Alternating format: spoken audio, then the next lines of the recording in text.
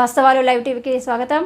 కాకా ఇల్లే కాంగ్రెస్ పార్టీ జాతీయ కార్యాలయం. కాంగ్రెస్ క్లిష్ట పరిస్థితుల్లో ఉన్నప్పుడు తన ఇంటినే కాంగ్రెస్ పార్టీ జాతీయ కార్యాలయంగా మార్చారని ఇందిరాగాంధీకి చెప్పిన కాకా 1977 నుండి ఇప్పటికీ కాకా ఇల్లే కాంగ్రెస్ జాతీయ కార్యాలయంగా కొనసాగుతుంది. ముఖ్యమంత్రి రేవంత్ రెడ్డి ఎన్నో విపత్కర పరిస్థితులను ఎదుర్కొని కాంగ్రెస్ పార్టీ తీవ్రమైన రాజకీయ ఒడిదుడుకులను ఎదుర్కొంటున్న సందర్భంలో కాంగ్రెస్ పార్టీ జాతీయ కార్యాలయాన్ని ఎక్కడ పెట్టాలని చర్చ జరుగుతున్నప్పుడు కాకా వెంకటస్వామి గారు ఇందిరాగాంధీ గారి దగ్గరికి వెళ్ళి నా ఇల్లునే కాంగ్రెస్ పార్టీ జాతీయ కార్యాలయంగా మార్చండి అని చెప్పి వారు ఇల్లు ఇచ్చిండ్రు.